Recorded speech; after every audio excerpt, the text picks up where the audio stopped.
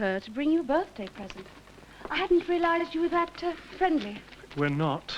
I've already told you, Joanna and I are simply colleagues. Of course. Look, I'm not in the least jealous. After all, I'm your fiancée.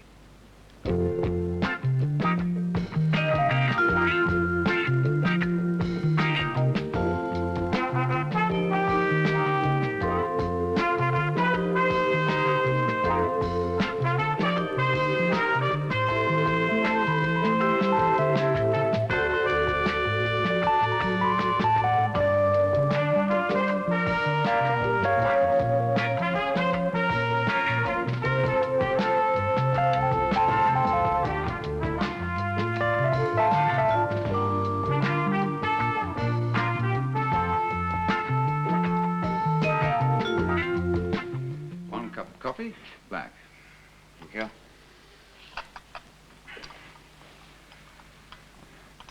You couldn't sleep? Contrary, I could have slept till noon. I thought you were supposed to be in Cumberland, sir. I was supposed to be in Cumberland, but only just settled. I thought you were supposed to be in Cumberland. Yes, I just said that. And I was about to explain that as Maddox Jones had been considered enough to be stricken down with mumps. Mumps? Yeah, maybe a childish ailment to you, Matthew, but in a man of Maddox Jones' age. Unpleasant. The fact is, somebody has to stand in for him. Does it have to be you? Since I'm still here, I should have thought that was self-evident. But you need the break with him. I don't want to take it. I've been looking forward to this holiday for weeks. Look, I'm quite sure Dr. Aspel and I could handle... The tradition and practice of this hospital is that a senior consultant surgeon should be on call at all times, and I fully approve of that practice. You are assisting me this morning. Yes, sir. And the sooner we start, the sooner we finish. Barring accidents and emergencies. Well, I mean, it is Saturday, William, you know. Parties, pub crawlers, weekend motorists. Thank you for reminding me. And since Saturday undoubtedly is, what are you doing here? Paperwork, naturally. Well, it takes all sorts. Come along, Dr. Baxter. Right. Oh, good morning, sir. Hello. May I introduce Miss Canning? This is Mr. Parker Brown. Charm. Hello. And I'm Martin Baxter. I've got to rush off to the theatre now, but Dr. if you're still... Baxter! Excuse me. See you later. Surgical staff. I gather. Morning, Peter. Good morning, sir. This is Dr. Armstrong. May I introduce You my... didn't do that at all. You're Susan Canning. Yes, but how did you Well, know? most young men do carry photographs of their fiancés, Miss Canning. Of course. And at the risk of being trite, your picture doesn't really do you justice. Well, thank you. You didn't tell me you was charming as well. As well as what? Black or white? Hmm? Coffee. White, please. Usual, please, Peter. You come sit down. Well, and how long are you staying for? That's up to Peter. We've got rather a lot to discuss. Oh, yes, of course, the wedding. You haven't decided on a day, then? We haven't even decided on the month. Or the year, come to that. Oh, what's stopping you? That's a very good question.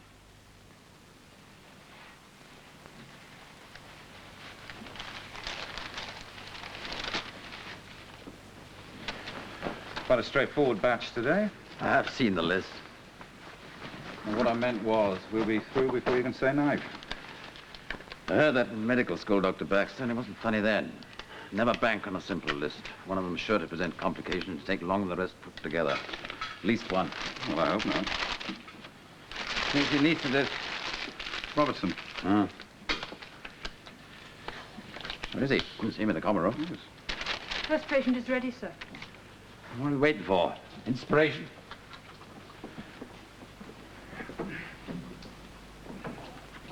Well, what sort of a wedding did you have in mind? The full Tails and Topper affair, or a brisk 5 minutes at the local register office? We haven't really gone into that, have we?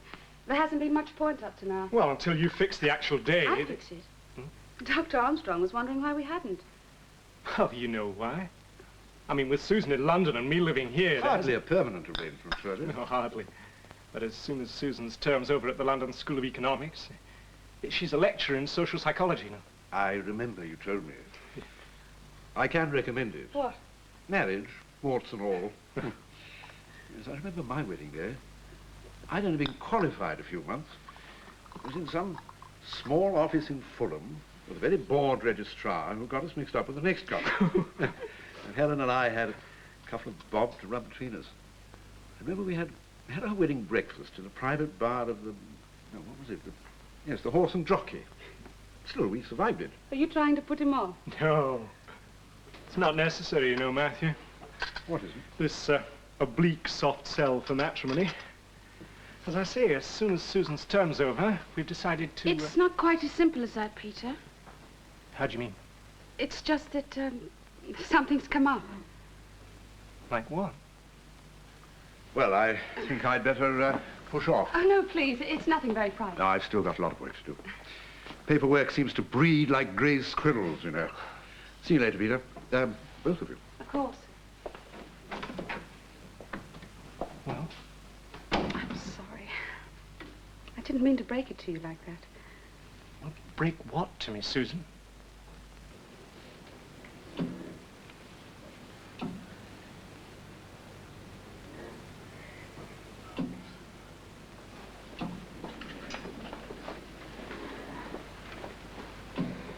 Dr. Baxter, Yes, sir? the list shows the appendectomy is male. Oh, the appendectomy is male. First on the list is gastrectomy, female. Did you want to start with the appendectomy? Nobody told me. It doesn't matter, doesn't matter. Come along. It's just towels of a patient at its bar waiting. Of course I want to get married, Peter, but this is just the sort of job I've always hoped I'd be lucky enough to get.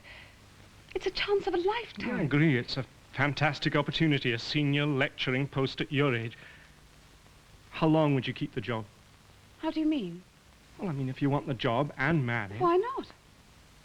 I should have thought that was obvious. A lot of women manage to combine marriage and a career. But look, not a job of that importance. Some do. What about children? You do want children? You know I do. But there'll be time for them later. I see. Peter, don't say it like that. I'd only have to hold down this job for a few years. Long enough to establish myself. And then when the children were at school, I could always go back, take up where I'd left off. I've worked so hard for this opportunity, Peter. I've earned it. Sure, if that's what you want. Why shouldn't I have a career just as much as you? Look, marriage can be a career too. Oh, look, darling, I'm not against you taking the job. It's just... What? Well, you seem to want me to make all the sacrifices. Oh, how do you make that out, for heaven's sake? Oh, look now. Apart from having to wait until it suited your job for us to have children, it would mean my leaving here and finding another job in London. Well, I'd hardly expect you to commute between here and London. No, but you do expect me to give up my job here just like that. You are making me sound selfish and career-obsessed I'm when not all I... making you sound like anything. I'm just trying to get you to think for a moment. Peter, don't let's quarrel. It's just, this new job is so important to me.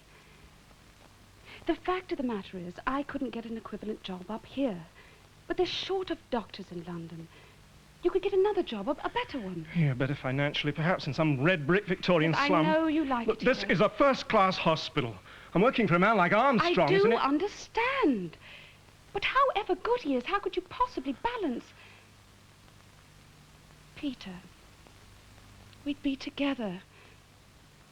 Doesn't that mean anything to you? That's a silly question. Then what's all the argument about?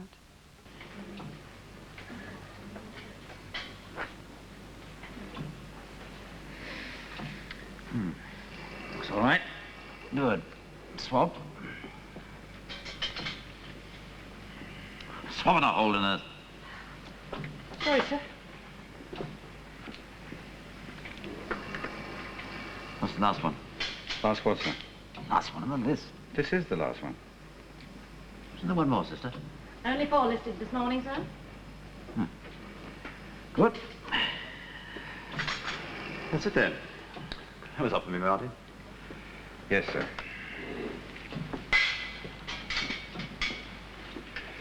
Your shorthand got a bit too short.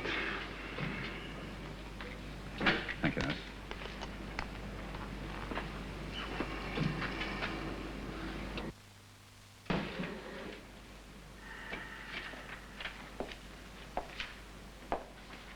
Peter?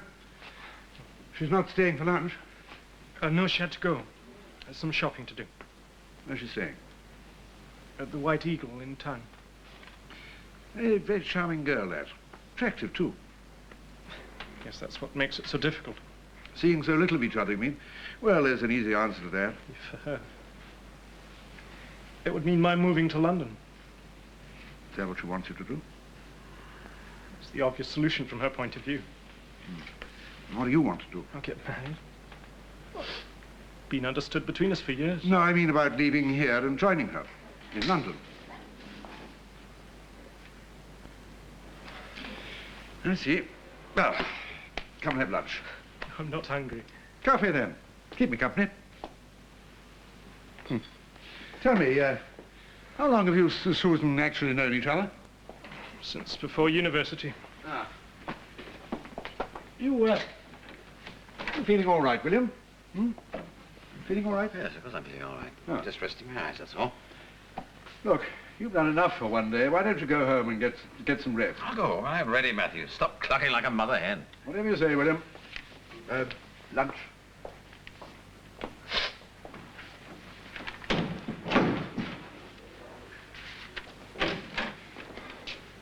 Hi, Robbie. Marvin? Yes, sir? Trying to avoid me?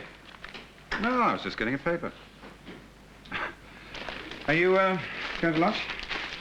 People eat too much. That's Foxhole. Yes, she's usually rather good. I must buy her some chocolate or something. Why don't you call it a day, sir? I mean, after all, you're not even supposed to be on call. Everybody seems to be conspiring to get rid of me.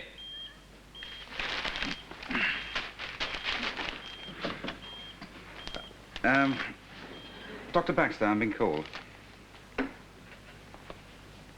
Yeah. Robbie, motorway pilot.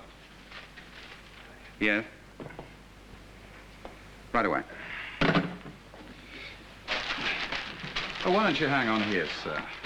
We've got everyone we need on standby. How do you know until you see what comes in? Yes, but if you hang on here, we can give you a call when we need you. What's the matter with you, Baxter? You think I'm incompetent or senile?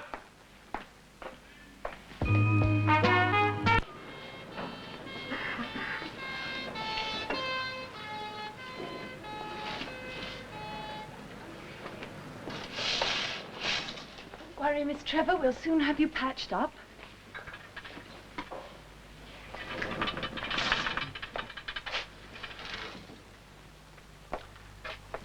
Miss Trevor, isn't it? You in pain? A bit. We'll soon deal with that. Where does it hurt? My head. My side. Kept telling Ernie, but he won't be told. Not by anybody. A blood sample, Nurse? Yes, sir. It's been sent to the lab. It's quite a whack, wasn't it?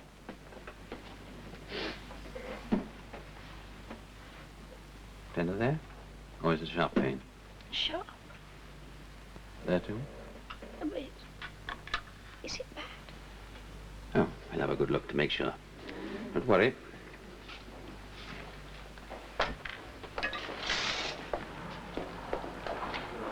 I'll make a full examination when I've seen the x-rays. Yes, sir.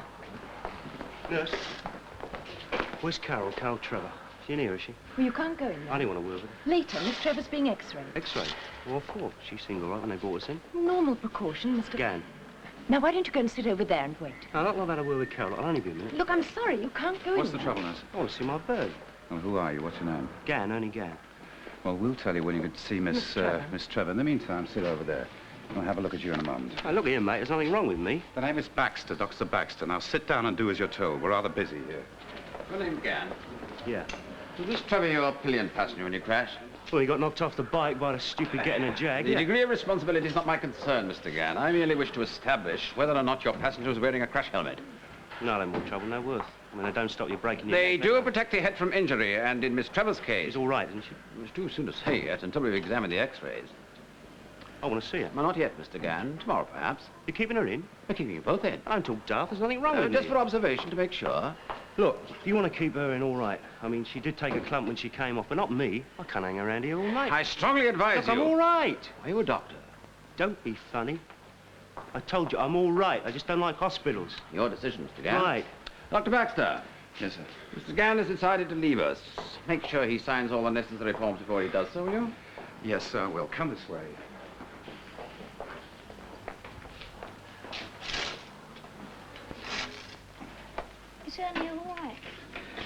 pretty lucky. He's sort invariably are. I'm always on to him about the speed he goes, the way he cuts up other people. He can't stand being overtaken, not by anybody. He just won't listen. I told him we'd crash one day. Then why'd you go with him? He's my fellow, isn't he? Motorway police believe Gann was responsible for the pile-up. I find that utterly credible. I think we'll keep you in for a little while. Let me see the wet plates. We'll have her taken into a surgical ward. Quarter-hour readings, TPR blood pressure, please. Please be quick, Mr. Gann. I have other patients to look after. This form lets you off the hook if anything happens to me, right? It absolves the hospital of all responsibility if you refuse treatment and examination, certainly. If I don't sign? You don't leave. Do me a favour, will you?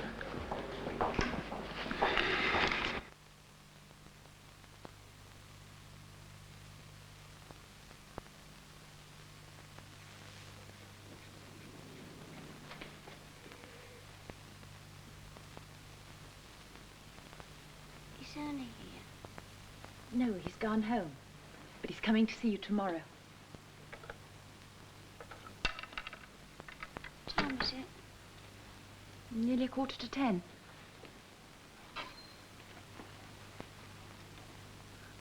My side hurts. Where it's bruised?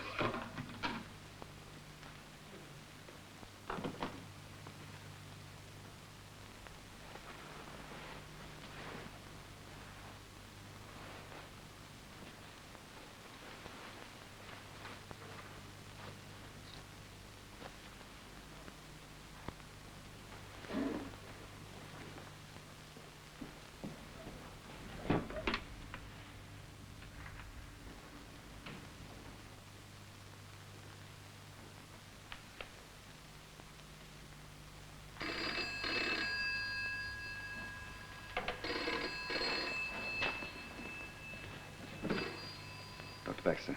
Nurse Preston, Doctor, surgical. The accident patient, Mr. Parker Brown, put on quarter-hourly TPR, Carol Trevor. Since the last check, her pulse is up to 120, her BP is down to 80, and her temperature's... Any swelling? A little local swelling, yes. All right, nurse. We'll be down right away. Sounds like internal hemorrhaging. Are you going to wake him? No option. Excuse me, sir. Sir?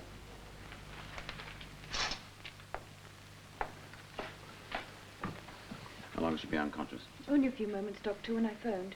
She was speaking to me, only weakening. She complain of more pain anyway? Her side, there's some swelling. Oh, yes. I remember there was some bad bruising on the left side.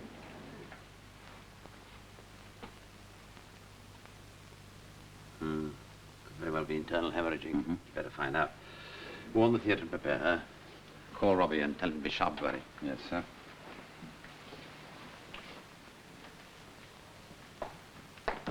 Where? Hold it, Martin.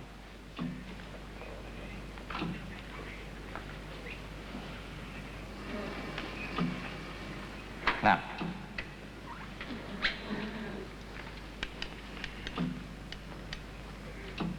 More.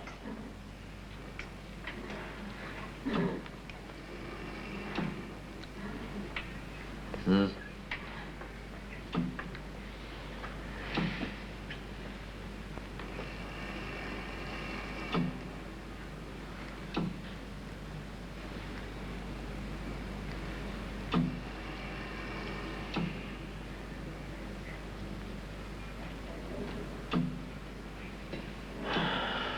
That's it. Spleens out.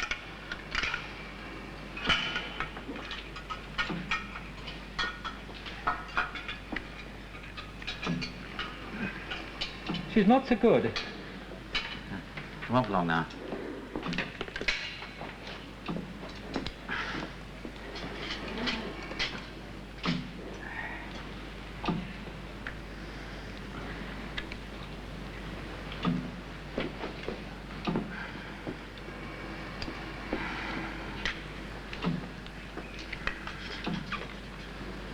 Worsening. She's taken out a ruptured spleen and a couple of wisdom teeth.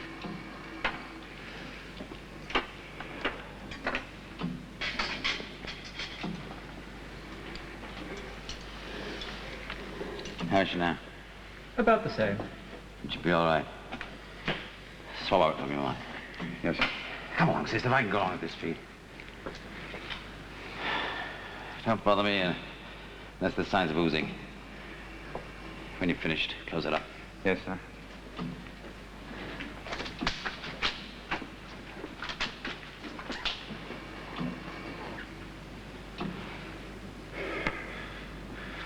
Swab, please, nurse.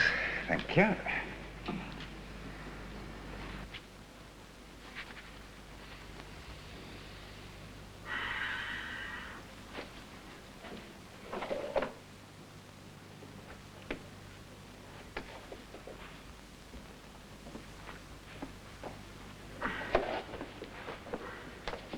You all right, sir?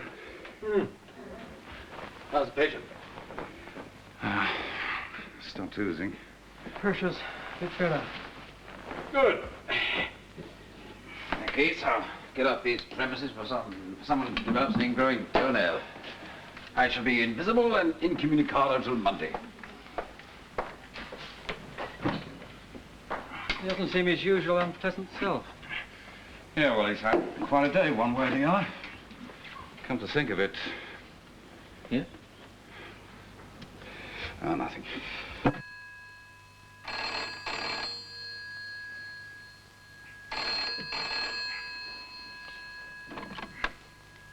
Thanks. Yeah, right away.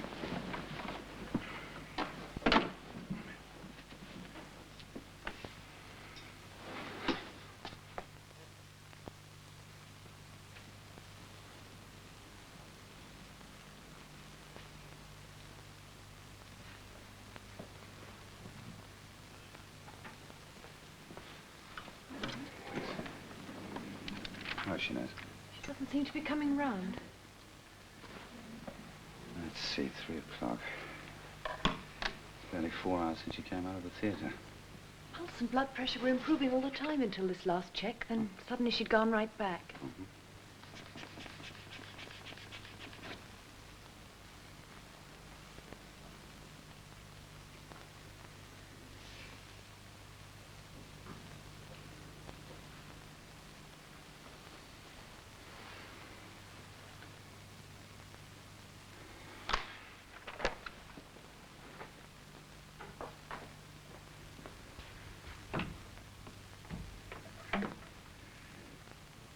Dr. Baxter, call Dr. Parker Brown's home, would you please? And let it keep ringing. You don't think anything else beside the spleen could have been ruptured, Doctor? Oh, possibly. Or oozing, although I did check. Yes, well, it can't be sleeping through about... Yes, all right. Well, try every 5 minutes and then call me back. Her breathing's worse.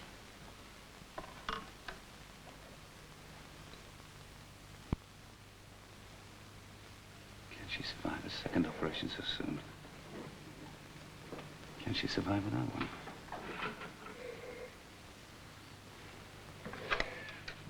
Well, it's no good looking like that, nurse. We've got to take the risk. Shall I try Mr. Parker Brown again? No, we haven't got the time. Prepare. I'll operate immediately.